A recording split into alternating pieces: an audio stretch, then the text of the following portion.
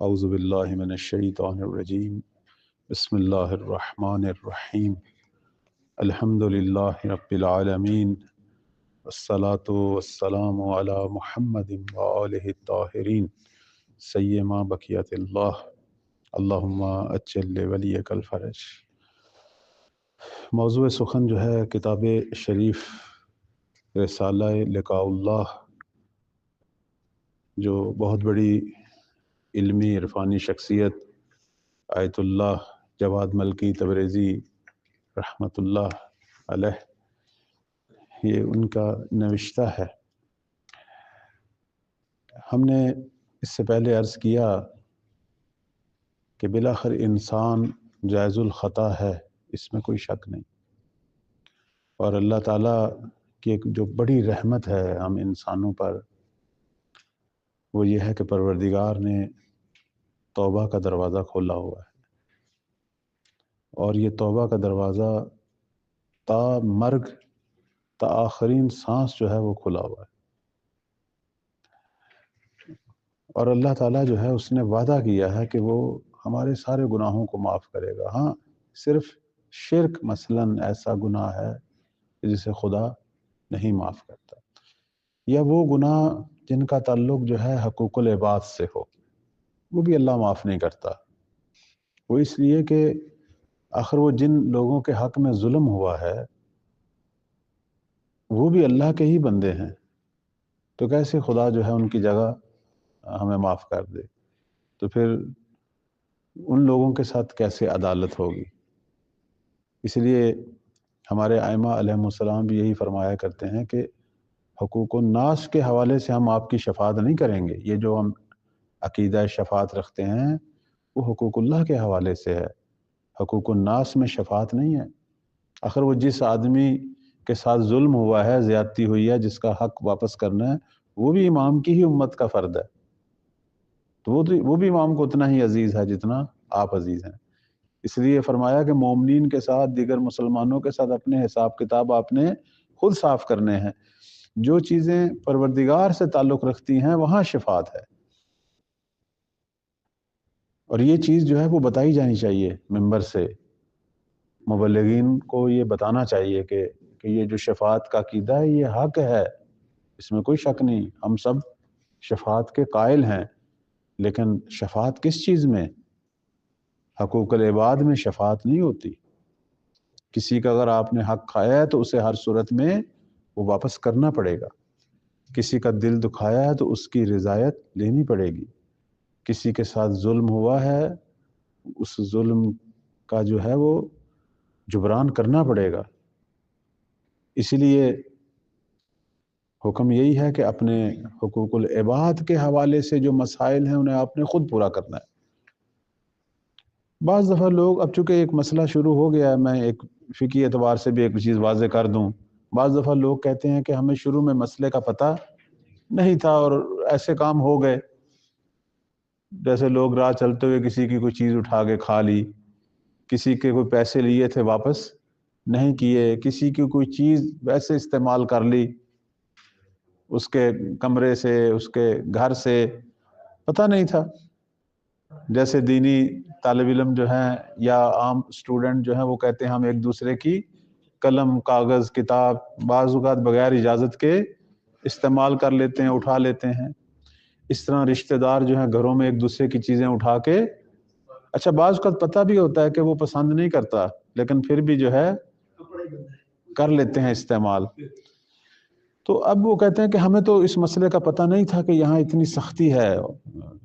اچھا پھر یہ بھی دیکھتے ہیں کہ وہ جس کی استعمال کی ہے وہ بعد میں اتنا چلایا، رویا پیٹا کہ بھئی میری چیز کو کس نے یوز کیا ہے، اب کوئی ماننے کو تیار ہی۔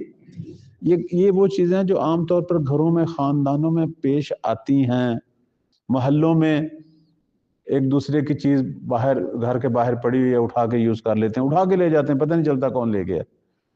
بعض دفعہ راہ چلتے ہوئے، جیسے بعض جوانوں کی، لوگوں کی عادت ہے ایک دوسرے کی دکان سے، ریڑیوں سے، ایسے ہی کوئی پھل کھانے والی چیز، وہ بعض دفعہ پتہ ہوتا ہے کہ اسے پسند نہیں ہے، اور وہ کہتا بھی ہے کہ آپ نے اچھا نہیں کیا، غلط کیا، ٹھیک ہے، لیکن بس وہ شرارت ہوتی ہے یا اپنی وہ طاقت پہ ناز ہوتا ہے کہ یہ کیا کر لے گا میرا.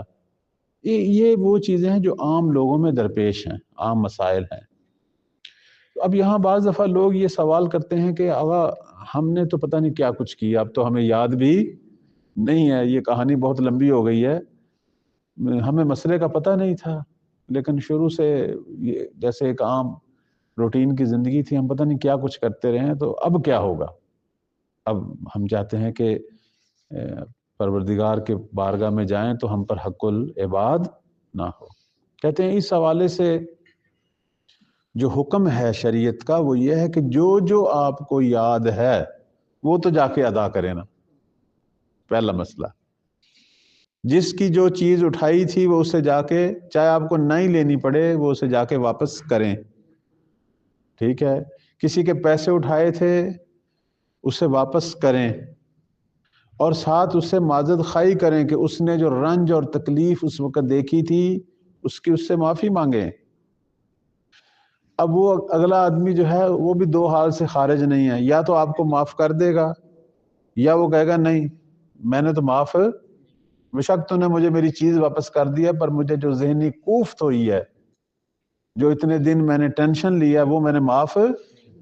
تو آپ پھر بھی اس سے معذرت خواہی کریں، اسے راضی کرنے کی کوشش کریں، آخری یعنی جو بھی آپ کی کوشش ہو سکتی کریں. اگر اس کے باوجود وہ نہیں کرتا پھر آپ معاملہ اللہ پر چھوڑ دیں، یہاں شفاعت ممکن ہے، چونکہ آپ نے اپنی طرف سے پوری کوشش راضی کرنے کی.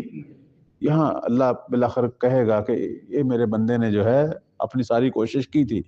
اچھا، اس میں ایک چیز جو ہے اور بھی ہے، وہ یہ ہے کہ صرف زبانی کوشش نہیں کرنی، اس کے حق میں کوئی کار خیر مزید بھی کریں. ٹھیک ہے، اور وہ جو چیز آپ نے اسے واپس کی ہے اس کو بہتر ترین، اس کی اپنی چیز سے بہترین کوالٹی میں واپس کریں، اور جو اس کے پیسے اٹھائے تھے تھوڑے سے زیادہ واپس دیں تاکہ وہ راضی ہو جائے آپ سے.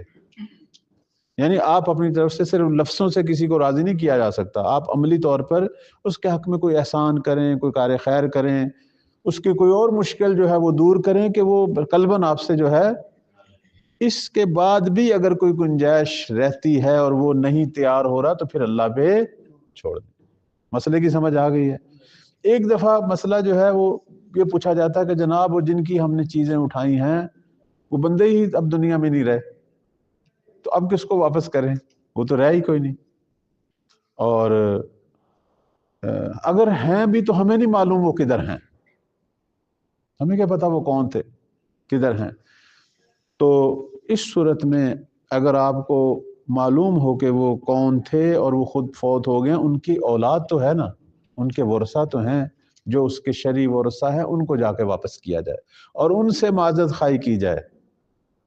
اور اگر معلوم ہی نہیں تھے وہ کون تھے یا ان کے کوئی ورثہ ہی نہیں رہے تو حقوق العباد کے حوالے سے یہ جو مسائل ہیں، کہتے ہیں پھر آپ اللہ کی راہ میں اس کی طرف سے صدقہ کریں، اور اتنا صدقہ کریں کہ آپ کو یقین ہو جائے کہ اب میں نے اپنا حق ادا، اور اس کا صدقے کا ثواب اس کے نامہ اعمال میں لکھا جائے کہ جس کے حق میں یہ کوتاہی ہوئی تھی، جس کی کوئی چیز جو ہے وہ استعمال ہوئی تھی. یہاں تک تو مسئلہ واضح ہو گیا.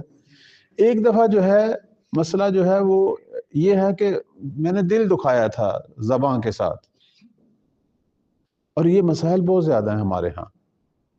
میں نے ایک روایت جو اس حوالے سے دیکھی، بلکہ یہ کہوں گا کہ حدیث نبوی ہے کہ پیغمبر اسلام صلی اللہ علیہ وآلہ وسلم کا فرمان ہے،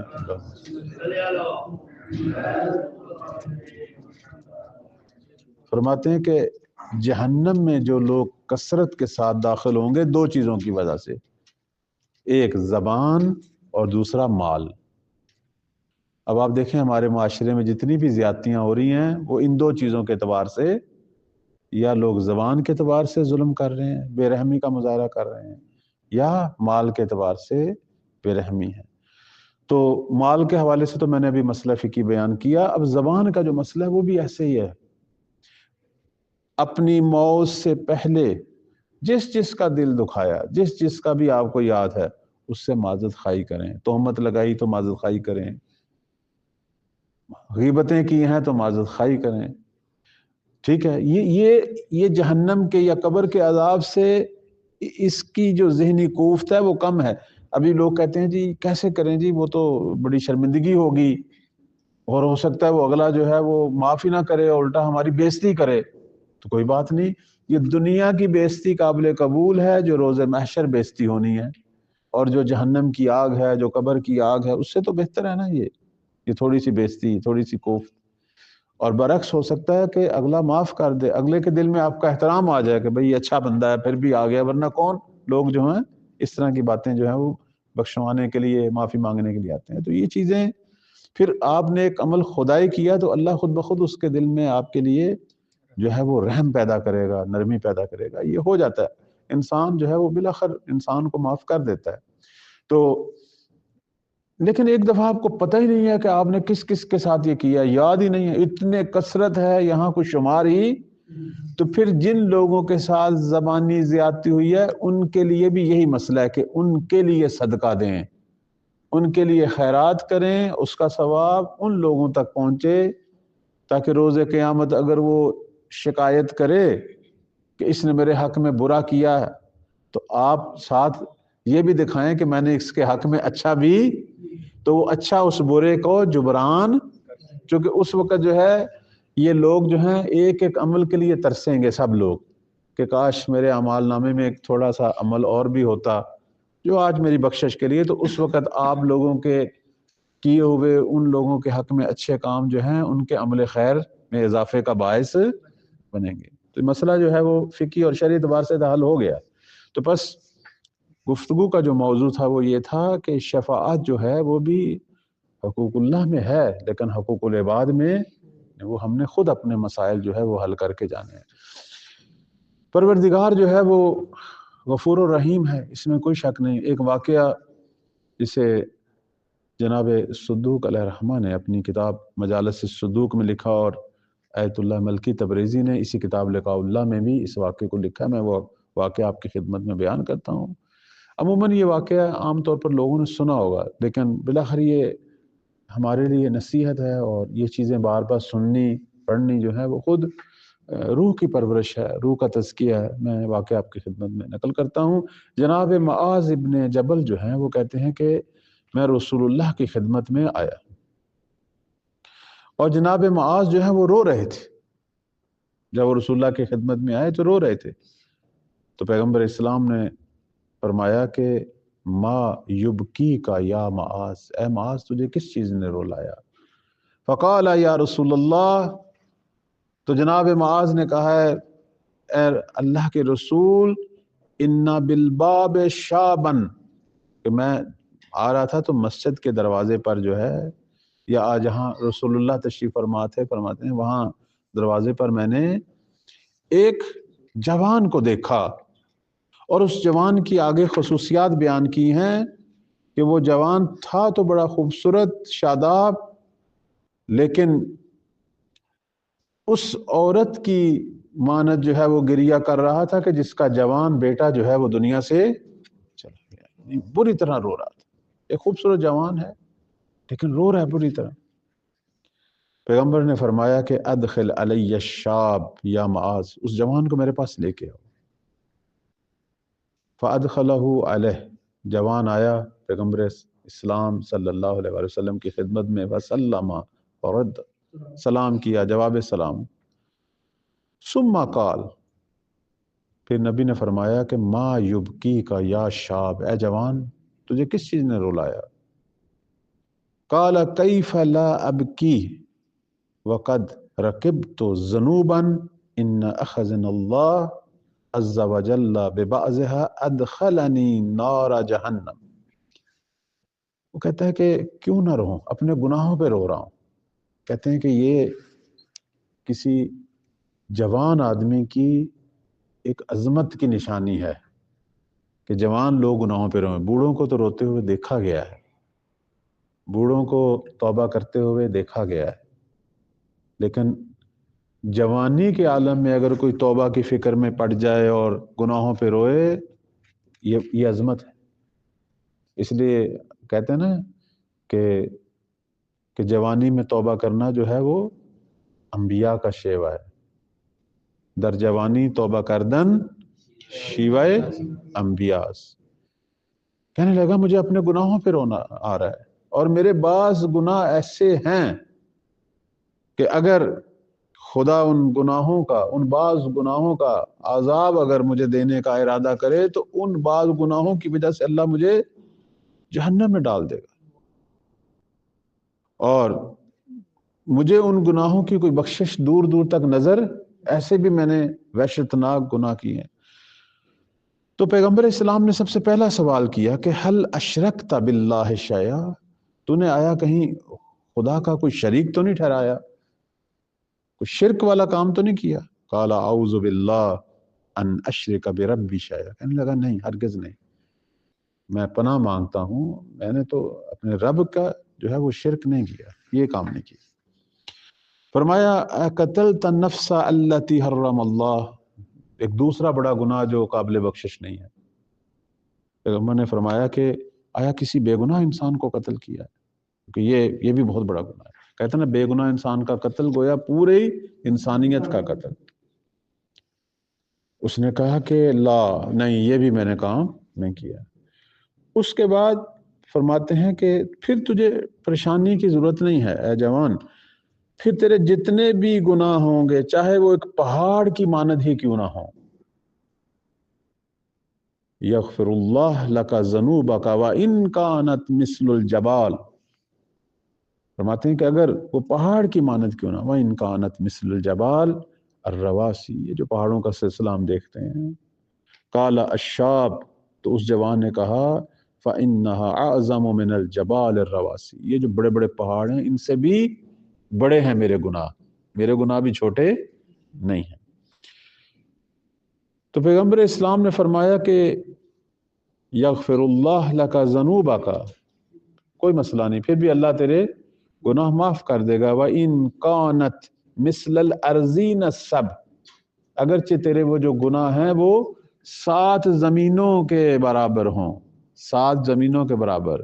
اور اسی طرح زمینوں کے اندر جتنے دریا اور سمندر ہیں، اسی طرح یہاں جتنے بیابان ہیں ان کی جو ریت کے جو ذرے ہیں، مٹی کے جو ذرات ہیں، اسی طرح زمین کے اندر جتنے درخت ہیں، جو کچھ بھی اللہ کی مخلوقات ہیں، وما فیہا من الخلق، اگر تیرے گناہوں کی تعداد اتنی بھی ہو خدا پھر بھی معاف کر دے گا. چونکہ کہتے ہیں توبہ جو ہے، توبہ نصوح، وہ بہت بڑا اکسیر ہے. انسان اگر خالص ارادہ کر لے توبہ کا اور اللہ کی بارگاہ میں گناہوں کی بخشش کا ارادہ کر لے تو خدا پھر سارے گناہوں کو معاف کر دیتا ہے. لیکن یہ چیزیں نہ ہوں، شرک نہ ہو اور کسی ایسے شخص کو قتل نہ کیا ہو کہ جس کا جو ہے وہ، جس کی جان جو ہے وہ محترم ہو، یعنی بے گناہ شخص کے قتل والا گناہ نہ ہو. تو اس جوان نے آگے سے کہا کہ جی، پر پیغمبر اسلام نے فرمایا کہ تیرے گناہ اگر 7 زمینوں اور ان کے اندر جو سمندر ہیں، اسی طرح یہ جو صحرا اور ان کے اندر جو ریت کے ذرے ہیں، اسی طرح جو درخت ہیں، جتنی بھی مخلوقات ہیں، اس کی مانند بھی ہوں، اللہ معاف کر دے گا. تو اس نے آگے سے کیا کہا؟ اس نے کہا کہ میرے گناہ جو ہیں، قال الشاب فإنها أعظم من الأرضين السبع، میرے گناہ جو ہیں ان 7 زمینوں اور ان کے اندر جو کچھ ہے اس سے بھی زیادہ ہیں، یعنی اتنی چھوٹی عمر میں اتنے گناہ کر لیے. فقال نبی، تو پیغمبر اسلام نے فرمایا کہ یغفر اللہ لک ذنوبک وإن كانت ذنوبک مثل السماوات، اللہ تیرے گناہوں کو معاف کرے گا چاہے تیرے گناہ جو ہیں وہ آسمانوں کی مانند کیوں نہ ہوں، وَالنَّجُومِهَا، اور آسمانوں میں جو ستارے ہیں ان کی مانند کیوں نہ ہوں. پھر آگے انہوں نے بات ختم کر دی، مثل العرش، اگرچہ تیرے گناہ عرش عظیم کی مانند ہی، والکرسی، چونکہ کہتے ہیں اللہ کی جو سب سے بڑی مخلوقات ہیں وہ عرش اور کرسی ہے، جو ان آسمانوں اور زمینوں سے بھی بڑی ہے. ابھی آپ دیکھیں کہ ہماری نگاہ جو ہے وہ نیچے والے آسمان پہ ہے، اور نیچے والے آسمان کی جو وسعت ہے وہ ابھی تک کسی کے اندازے میں نہیں آ رہی کہ یہ نیچے والا آسمان جو ہے اس کی کتنی بڑی وسعت ہے.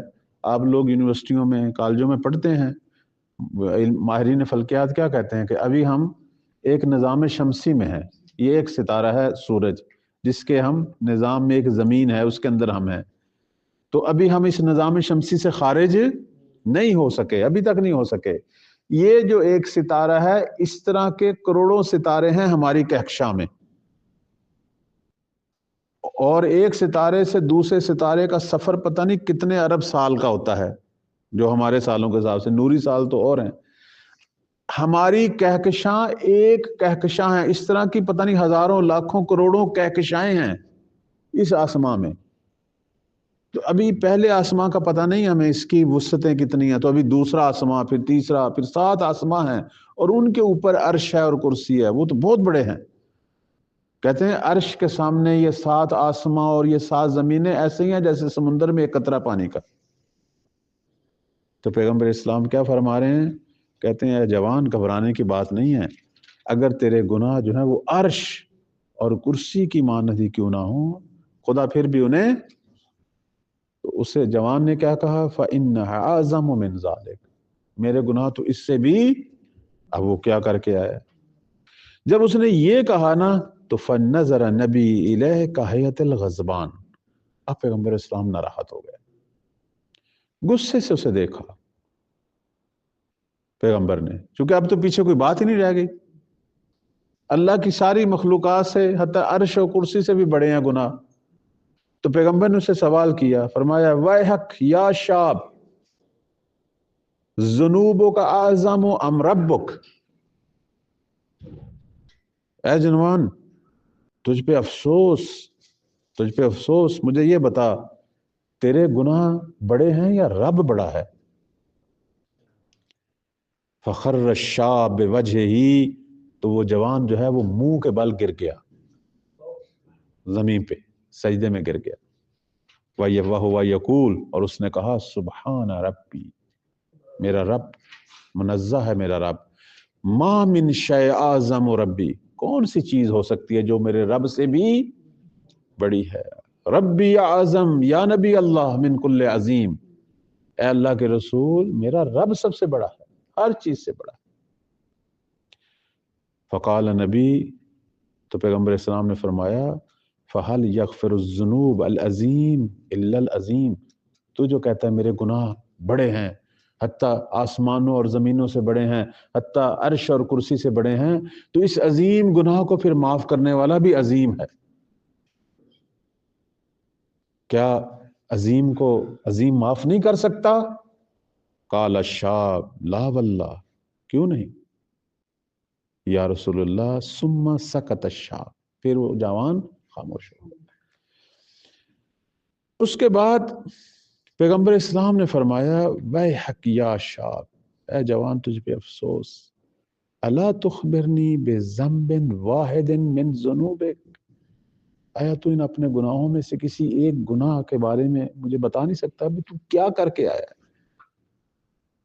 ذرا ایک گناہ سے پردہ اٹھا۔ کہتے ہیں یہ جو، اب یہاں ایک نکتہ ہے آپ کی خدمت بیان کرنے والا، یہ جو ہم کہتے ہیں کہ ہمارے اعمال پیش ہوتے ہیں وقت کے پیغمبر پر، جی ہاں پیش ہوتے ہیں، لیکن اللہ ہمارے گناہ نہیں پیش ہونے دیتا۔ خدا اس سے بڑھ کر اپنے حتیٰ گناہگار مخلوقات سے بھی اس سے بڑھ کر رحیم اور مہربان ہے، اپنے بندوں کے گناہ کسی اور بندہ چاہے وہ نبی کیوں نہ، اسے نہیں دکھاتا۔ ہاں یہ نکتہ ہے، یہ ذہن میں رکھیں۔ ابھی یہ واقعہ یہیں تھوڑی دیر کے لیے میں اسے سٹاپ دیتا ہوں، ایک اور واقعے کی طرف اشارہ کرتا ہوں، پھر اس کو آگے بڑھاتا ہوں۔ کہتے ہیں کہ ایک دفعہ حضرت موسیٰ آ رہے تھے تو ایک جوان رو رہا تھا، بہت گریہ کر رہا تھا۔ حضرت موسیٰ نے کہا تو کیوں رو رہا ہے؟ وہ جا رہے تھے کوہ طور پر اللہ سے گفتگو کے لیے۔ اس نے کہا میں بڑا گناہگار ہوں، تو جا رہا ہے اللہ سے گفتگو کرنے کے لیے، میری جا کے سفارش کر کہ خدا مجھے۔ انہوں نے کہا اچھا ٹھیک ہے کوئی بات نہیں۔ اس نے کہا موسیٰ میں تجھے بتاتا ہوں میں نے کیا کیا۔ وہ بتا بیٹھا، وہ نبی ہے نا، جیسے کہتے ہیں لوگ علماء کو بتاتے ہیں، انبیاء ائمہ کو بتاتے ہیں، چونکہ اسے اپنے حق میں مہربان سمجھتے ہیں نا، اسے پتہ ہے یہ آگے کہیں کسی کو نہیں بتائے گا، اور ہونا بھی یہی چاہیے۔ ایک عالم دین، ایک مبلغ کی ذمہ داری، اگر لوگ اسے اپنی کوئی چیز بتاتے ہیں تو اسے آگے نشر نہ کرے، کبھی نہ بتائے۔ یہ ہمارے بعض اہل منبر جو ہیں وہ احتیاط نہیں کرتے، لوگوں کے سامنے کہتے ہیں میں ایک جگہ سے آ رہا تھا، وہاں ایک کسی بندے نے مجھے یہ بتایا، اس کا پڑھ کے سارا واقعہ جو ہے وہ یہ غلط بات ہے، یہ نہیں ہونا چاہیے، ایسا کبھی بھی نہیں بتانا چاہیے۔ اگر کسی آدمی نے حتیٰ لفظی طور پر کوئی امانت آپ کو دی، اپنا کوئی راز بتایا ہے، اس کی اصلاح کریں، لیکن آپ کو حق نہیں ہے کہ اس کا راز آگے نقل کریں، نہیں کرنا چاہیے۔ پیغمبر کو انہوں نے بتا دیا، حضرت موسیٰ کو اس شخص نے اپنا گناہ بتا دیا۔ حضرت موسیٰ نے کہا اوہ اوہ اوہ تم نے کیا کیا بھائی؟ خیر چلے گئے، کوہ طور پہ پہنچے، اللہ سے گفتگو شروع کی، کہا کہ پروردگارہ میں آ رہا تھا، راستے میں ایک تیرے بندے کو دیکھا اور وہ بڑا رو رہا تھا، میں آیا ہوں کہ میں نبی ہوں، تیری بارگاہ میں جو ہے شفاعت کے لیے آیا ہوں، تجھے معاف کر دے۔ خدا نے کہا کہ اے موسیٰ تو نے کہہ دیا تو میرا نبی ہے، میں تیری شفاعت کو قبول کرتا ہوں، میں نے اسے بخش دیا، لیکن اس بندے سے جا کے میرا ایک گلہ کرنا، ایک شکوہ کرنا۔ وہ شکوہ یہ ہے کہ میرے بندے، جب میں نے تیرے گناہ کو چھپایا ہوا تھا تو نے کیوں موسیٰ کو بتایا؟ تیرا گناہ میرے سے متعلق تھا، میں رب ہی صرف اس سے آگاہ تھا، میں نے بخشنا تھا نا، تو نے موسیٰ کو کیوں بتایا؟ اب میں نے تو تجھے معاف کر دیا، لیکن تو ساری عمر موسیٰ کی آنکھوں میں آنکھیں ڈالنے کا مترادف نہیں رہا، ساری عمر شرمائے گا، کبھی بھی موسیٰ کے سامنے نہیں آئے گا کہ یہ میرے گناہ کو جانتا ہے، ان سے آنکھیں ملانے کا جو ہے قابل، اور مجھے یہ اچھا نہیں لگتا کہ میرا بندہ جو ہے وہ کسی کے سامنے بے عزت ہو، حتیٰ وہ نبی ہی، اور اس کی آنکھوں میں آنکھیں ملا نہ سکے۔ ہاں، اسے کہتے ہیں انسان جب گناہ کرتا ہے تو اللہ ملائکہ کو حکم دے دیتا ہے کہ اس کو مخفی کر دو، حتیٰ پہلے مرلے میں اللہ ملائکہ کو حکم دیتا ہے کہ اس کو نہ لکھو، 7 گھنٹے تک، بعض روایات میں ہے کہ 7 گھنٹے تک خدا کی ربوبیت منتظر رہتی ہے کہ شاید یہ توبہ کر لے، لکھنے کی ضرورت ہی، اور جب وہ لکھ لیتے ہیں، وہ جب مدت گزر جاتی ہے اور ملائکہ لکھ دیتے ہیں، تو پھر خدا جو ہے مرتے دم تک، اس شخص کے مرتے دم تک منتظر رہتا ہے کب یہ اس گناہ کی معافی، تاکہ اسے مٹا دیا جائے۔ اور آپ کی خدمت میں عرض کریں، یہ جو کہتے ہیں کہ اللہ تعالیٰ ہر روز ملائکہ جو ہیں وہ چینج کرتا ہے، تبدیل کرتا ہے، اس کا بھی فلسفہ یہ ہے کہ یہ ایک دن جو ملائکہ جو ہمارے اعمال کو دیکھ رہے ہیں، دوسرے دن یہ نہ ہو کوئی اور آ جائیں، چونکہ اگر یہی رہیں گے اور ہر روز یہی رہیں گے تو خود یہ ہم پر لعن اور نفرین کرنا شروع کر دیں گے کہ تو اتنا ناشکرا، خدا اتنی نعمتیں دے رہا ہے اور تو مسلسل گناہ کر رہا ہے۔ ممکن ہے یہ اللہ کی معصوم مخلوق ہم پر کہیں لعن شروع نہ کر دے، اس لیے خدا ہر دفعہ چینج کرتا ہے۔ یہ بھی خدا کی اپنے بندوں پر مہربانی اور محبت کی علامت ہے۔ تو اب اس جوان سے جب پیغمبر نے کہا تو نے کیا کیا، آخر مجھے بتا، اب اس جوان نے اپنا ایک گناہ بیان کیا۔ آپ دیکھیں نا، انسان کی زندگی میں پتہ نہیں کیا کچھ ہوتا ہے، کہتے ہیں یوم تبلی السرائر، وہ دن آنے والا ہے روز حشر، جب سب لوگوں سے پردہ اٹھ جائے گا، فاش ہو جائے گا، اور لوگوں کے حقائق ظاہر ہوں گے۔ اس وقت ماں باپ بچوں سے دوڑیں گے، بچے ماں باپ سے دوڑیں گے، لوگ ایک دوسرے سے شرم کے مارے سامنے نہیں آئیں گے، چونکہ گناہ برملا ہو چکے ہیں۔ اس لیے کہتے ہیں دنیا میں ہی اپنا دامن صاف کر کے جانا چاہیے۔ اب اس شخص نے، اس جوان نے اپنا ایک گناہ بتایا۔ اب آپ دیکھیں یہ ایک جوان کی کہانی نہیں ہے، یہ ہم سب کی کہانی ہے۔ پتہ نہیں ہمارے پاس کیا کیا ہیں سیاہیاں، ان کو یہیں سے دنیا میں ہی مٹانے کا بندوبست ہونا چاہیے نا۔ اس جوان کی توبہ سے درس لینا چاہیے۔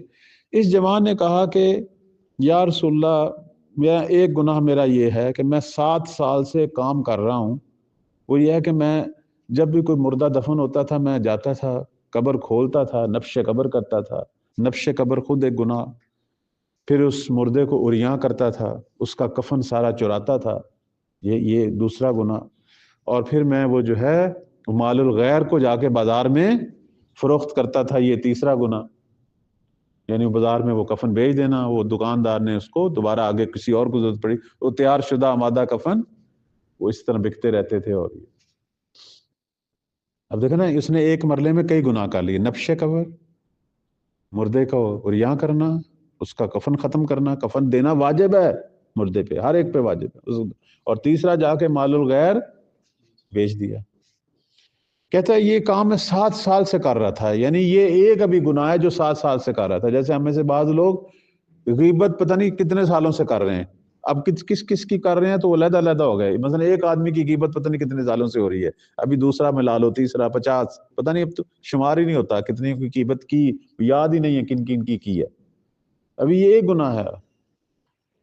تو کہہ رہا تھا ایک دن میں جب گیا اور ایک قبر جو تازی بنی ہوئی تھی میں نے جا کے کھولی, تو وہ کوئی انصار میں سے کسی لڑکی کی قبر تھی, جو جوان لڑکی فوت ہو گئی, اس کی قبر تھی. وہ کھولی میں نے, اور جب میں نے اس کا کفن اتارا تو اس کا بدن جب برہنہ ہوا تو شیطان نے مجھے وسوسہ دیا, چونکہ جوان لڑکی, اور آپ کو پتہ ہے پھر یہ بھی جوان تھا, وہ لڑکی بھی جوان تھی, اور اس کا جب عریاں بدن دیکھا تو شیطان نے وسوسہ کیا.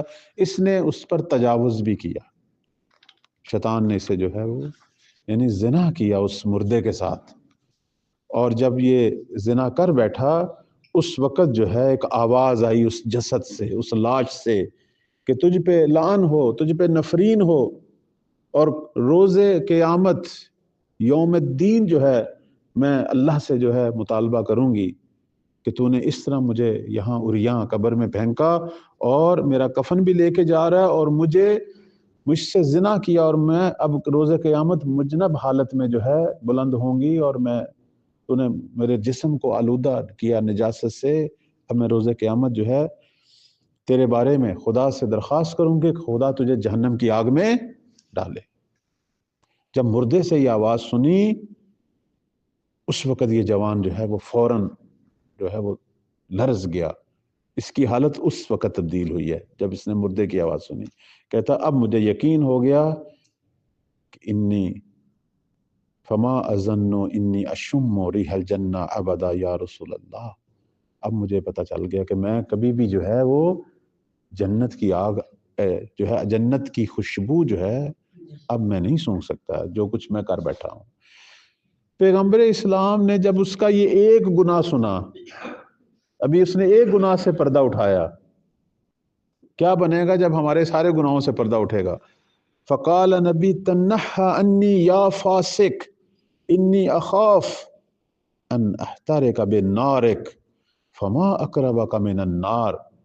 پیغمبر اسلام نے فرمایا ہے فاسق ہے, گناہگار, دور ہو جا مجھ سے, کہیں تیری آگ میں بھی نہ جل جاؤں, چونکہ جہنم کی آگ تیرے قریب ہے, بہت زیادہ قریب ہے. اس لیے وہ ایک حوضے کی جو مشہور شخصیت ہیں ایت اللہ جوادی عاملی رحمت حافظہ اللہ, فرمایا کرتے, میں ان کی کتاب پڑھ رہا تھا, وہ کہتے تھے کہ یہ جو جہنم کی آگ ہے یہ اس وقت بھی ہمارے ارد گرد ہے, ہم صرف اسے محسوس نہیں کر رہے. ہمارے گناہ جو ہیں وہ جہنم کی آگ کو بھڑکا بیٹھے ہیں اور وہ بھڑک رہی ہے. موت جو ہے وہ منتقل کرے گی بس, یعنی وہ حجاب ختم کر دے گی جو اس آگ اور ہمارے درمیان ہے. ورنہ آگ ہے, ابھی بھی ہے, ہمارے ارد گرد ہی ہے. ہمارے گناہ جو ہیں وہ اس آگ کی پیدائش کا سبب ہیں, اس آگ کو وجود لانے کا سبب ہیں. جیسے آپ نے قرآن مجید میں پڑھا کہ جو لوگ یتیم کا مال کھاتے ہیں وہ گویا آگ کے انگارے کھا رہے ہیں. کھانے میں وہ ہو سکتا ہے گوشت کھا رہا ہو, مٹھائی کھا رہا ہو, لیکن وہ جہنم کی آگ کے کوئلے ہیں جو اس کے وجود میں, ہاں ابھی وہ محسوس نہیں کر رہا, لیکن موت کے بعد یہ ساری چیزیں محسوس ہوں گی. پیغمبر نے اسے جو ہے وہ نکال دیا, فرمایا کہ مجھ سے دور ہو جا. اب وہ جوان جب پیغمبر نے جب اسے دھتکار دیا, اب آپ دیکھیں, اس لیے تو اللہ تعالیٰ جو ہے وہ نبیوں سے بھی امت کے گناہوں کو, چونکہ نبی بالآخر انسان ہے, اس کی بھی ایک کیپیسٹی ہے, ایک حد ہے. بشک یہ رحمت للعالمین ہے, لیکن ایک حد ہے نا. آخر وہ جس کے ساتھ یہ ظلم کر کے آیا وہ بھی اس نبی کی امت کا ہی فرد تھا, کیسے نبی برداشت کرے؟ فرمایا دور ہو جائے یہاں سے, تو جہنم کی آگ سے سب سے زیادہ قریب. اب وہ جوان جو ہے وہ گیا, شہر مدینہ سے نکلا اور پہاڑوں میں چلا گیا, اور اس نے جو ہے اب کسی چیز سے, کوئی رسی سے یا درخت کی چھال سے اپنے ہاتھوں کو اپنی گردن کے ساتھ باندھا, اور عبادتوں میں اور مناجات میں اور گریہ زاری میں مشغول ہو گیا. اس کا نام تھا بہلول. کہنے لگا ربی ھذا عبدک بہلول, اے پروردگار یہ تیرا بندہ بہلول جو ہے یہ تیری بارگاہ میں ہے, اور اپنے ہاتھوں کو یدیک و بین یدیک مغلول, تیرے سامنے جو ہے میں اپنے آپ کو باندھ کے تیری بارگاہ میں پیش ہوں. کہنے لگا ہے پروردگار تو وہی ہے جو مجھے جانتا ہے، جب میں گناہ کر رہا تھا تو اس وقت مجھے دیکھ رہا تھا، گناہوں کے بعد میری حالتوں کو تو جانتا ہے، تو میری لغزشوں سے آگاہ ہے، میں اپنے گناہوں پہ پشیمان ہوں اور تیرے پیغمبر کے پاس آیا توبہ کے لیے، لیکن اس نے مجھے اپنی بارگاہ سے نکال دیا ہے۔ اس نے تو نکال دیا ہے، لیکن مجھے پتا ہے کہ تو مجھے اپنی بارگاہ سے نہیں، اس نے تو مجھے نا امید کر دیا ہے، لیکن مجھے پتا ہے کہ میری نا امیدی کو امیدوں میں تو ہی بدلے گا، کیونکہ تیری رحمت جو ہے اس نے مجھے جو ہے وہ مجھے خبر دی ہے۔ پروردگار نے قرآن مجید میں کیا کہا ہے کہ لا تقنطو، چونکہ تو نے کہا ہے کہ میری رحمتوں سے مایوس، لہذا میں تیری رحمت سے مایوس نہیں ہوں، میں تیری بارگاہ میں گریا کرتا ہوں، توبہ کرتا ہوں، تڑپتا رہا۔ کہتے ہیں 40 دن اللہ کی بارگاہ میں وہ تڑپا، شب و روز بغیر کوئی کھائے پیے اس نے گریا کیا، اتنا گریا کیا اس کا بدن تحلیل ہوا، اس کا جسم تحلیل ہوا، یعنی کمزور پڑ گیا، بالکل جیسے ڈھانچہ ہو گیا۔ اتنا کہتے ہیں وہ گریا کرتا تھا کہ صحراؤں کے درندے اور جانور بھی اس کے ساتھ مل کر روتے تھے اس کی حالت دیکھ کر۔ اور جب 40 دن گزر گئے تو اس نے اللہ کی بارگاہ میں ہاتھ اٹھائے اور کہا ہے پروردگارا اب میرا کیا بنے گا؟ اگر تو نے میری دعاؤں کو قبول کیا ہے اور میرے گناہوں کو بخشا ہے تو اب اپنے پیغمبر پر وہی نازل کر تاکہ وہ آئے مجھے بتائے، چونکہ مجھے تو نہیں پتا تو نے مجھے بخشا ہے یا نہیں بخشا، اپنے پیغمبر کو بتا۔ اور اگر تو نے میرے گناہوں کو نہیں بخشا اور میری توبہ قبول نہیں کی اور چاہتا ہے کہ مجھے عذاب کرے گا ہر صورت میں، تو پھر مجھ پر ابھی دنیا میں عذاب بھیج، میں پھر کیا کروں تاکہ پتہ چلے میرا کیا ہونا ہے، ابھی عذاب بھیج تاکہ میں قبول کروں پھر تیرا عذاب۔ کہتے ہیں کہ اس وقت اللہ تعالیٰ نے قرآن مجید کی یہ آیت پیغمبر پر نازل کی، فَأَنزَلَ اللَّهُ تَعَالَى عَلَى نَبِيِّهِ، اور وہ آیت کیا ہے وَالَّذِينَ إِذَا فَعَلُوا فَاحِشَةً یعنی الزنا او ظلموا انفسهم، یعنی بے ارتکاب ذنب کہ اعظم من الزنا و نبش قبور و اخذ الاکفان، یہ اس آیت کی ساتھ تکفیر یعنی تفسیر ہے، ذکر اللہ یعنی فاستغفر اللہ لذنوبہم ویقولوا خاف اللہ، یعنی یہ اب دیکھیں نا آیت اور ساتھ ساتھ جو ہے اس کی تشریح جناب ملکی تبریزی کر رہے ہیں۔ آیت ہے میرا خیال سورہ آل عمران کی 135 نمبر آیت ہے کہ اللہ تعالیٰ نے پیغمبر اکرم صلی اللہ علیہ وآلہ وسلم پر یہ آیت بھیجی کہ وہ لوگ جنہوں نے گناہ کیے ہیں، یہاں سے شروع ہوتی ہے والذین اذا فعلوا فاحشہ او ظلموا انفسهم، یہاں سے آیت شروع ہوتی کہ وہ لوگ کہ جنہوں نے بہت ہی غلیظ قسم کے گناہ کیے ہیں اور اپنے نفسوں پر ظلم کیا ہے، اور یہ گناہ زنا کرنا، نبش قبر کرنا، کفن کی چوری، یہ ساری چیزیں، اور اس کے بعد پھر وہ ذکر خدا میں مشغول ہوئے اور اپنے گناہوں کا استغفار کیا اور اللہ سے ڈرے اور توبہ کی، تو اللہ تعالیٰ جو ہے اس نے فرمایا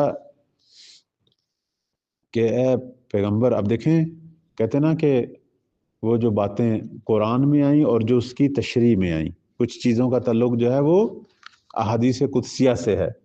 خدا نے پیغمبر سے بھی شکوہ کیا کہ میرا بندہ تیرے پاس آیا تھا محمد اور وہ توبہ کرنا چاہتا تھا اور تو نے اسے دھتکار دیا، اپنی بارگاہ سے نکال دیا، پھر وہ میرے علاوہ کس کے پاس جاتا؟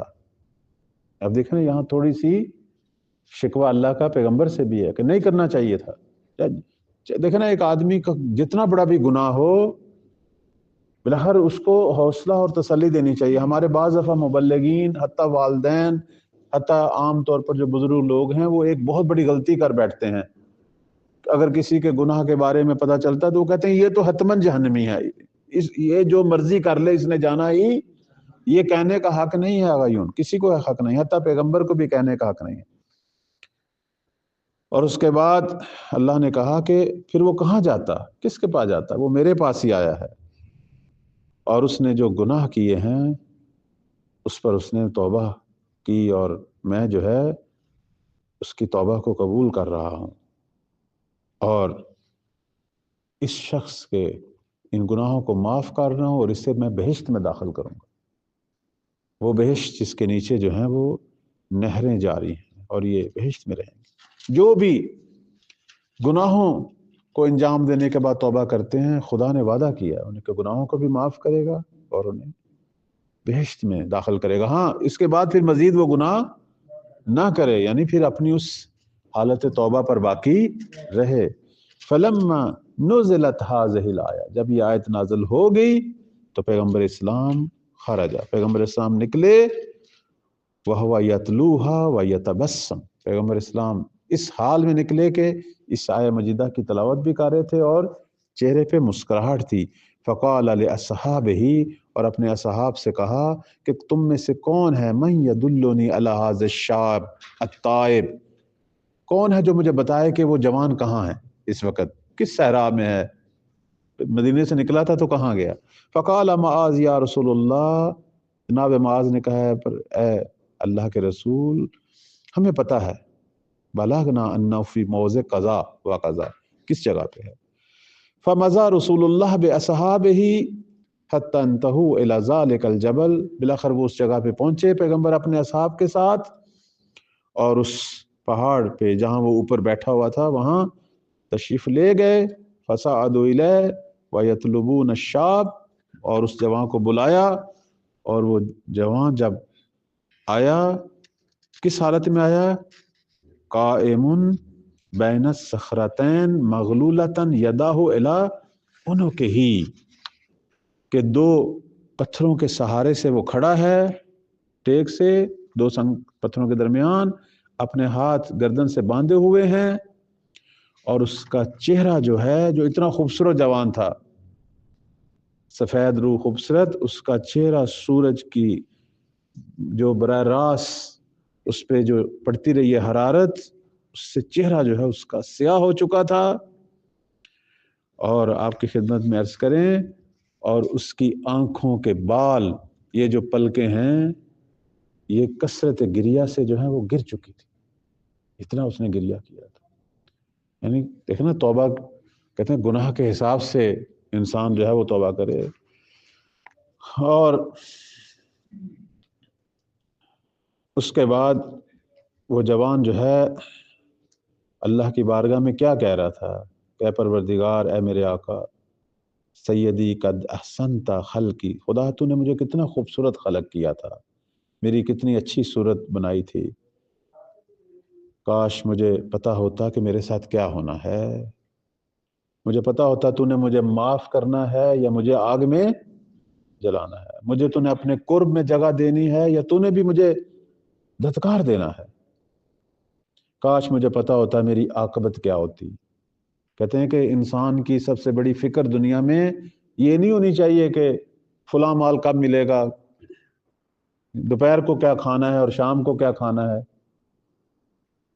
فلانے کا کیا بنے گا، بچوں کا کیا بنے گا، یہ اللہ کے ساری مخلوق ہیں، ہر کوئی اپنے سسٹم پہ چل رہا ہے، ان کی پریشانی ہونی چاہیے۔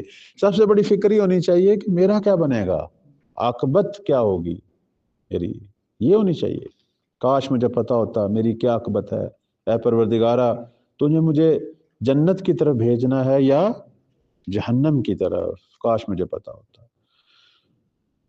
اور تو وہ ہے کہ جو تمام گناہوں کو معاف کرتا ہے، چاہے وہ آسمانوں اور زمینوں سے، چاہے وہ تیری کرسی سے، تیرے عرش سے بھی بڑے ہوں، کاش مجھے پتا ہوتا تو نے میرے گناہوں کو معاف بھی کیا ہے یا نہیں، یا قیامت والے دن تو نے مجھے رسوا کرنا ہے سب کے سامنے۔ بس یہی یعنی حالت تھی اس پر، وہ اسی طرح مناجات کر رہا تھا اور بار بار اپنا سر جو ہے وہ خاک پہ مار رہا تھا، اور اس کے گرد درندے، جانور، پرندے بیٹھے ہوئے تھے، صف کشیدے لائنوں میں بیٹھے ہوئے تھے اور اس کے حال پہ رو رہے تھے۔ تو پیغمبر اسلام اس کے قریب گئے اور اپنے ہاتھوں سے اس کی وہ رسی کھولی اور خاک سے اس کا سر اٹھایا اور اس کے سر سے خاک صاف کی اور فرمایا، بہلول میں تجھے بشارت دینے کے لیے آیا ہوں کہ اللہ نے تجھے جو ہے وہ جہنم کی آگ سے آزاد کر دیا ہے، اللہ نے تجھے جہنم کی آگ سے آزاد کر دیا۔ اور اس کے بعد اپنے اصحاب کی طرف رخ کر کے فرمایا کہ اگر توبہ کرنا چاہتے ہو تو بہلول سے سیکھو کیسے توبہ کی جاتی ہے۔ تو یہ ایک واقعہ ہے جو درس ہے ہمارے لیے۔ میں یہیں پہ اکتفا کرتا ہوں۔ پروردگار ہم سب کو توفیق دے، ہم بھی اپنے گناہوں کی طرف توجہ کریں، اپنے گناہوں کی بخشش کے لیے اسی وقت زندہ ہیں، پتہ نہیں کل ہم نے جینا ہے یا نہیں جینا، یہ سانس دوبارہ آنے نہیں آنے۔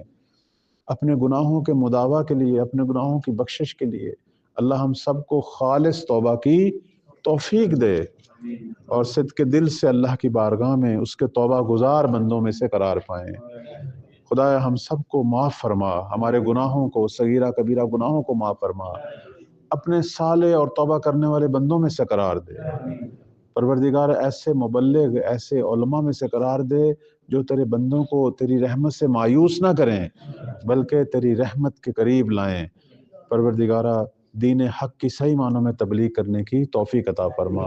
امام زمان اجل اللہ فرج الشریف کے خدمت گزار ناصروں میں سے قرار دے۔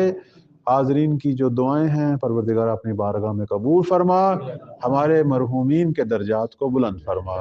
وصلی اللہ علی محمد وآلہ الطاہرین۔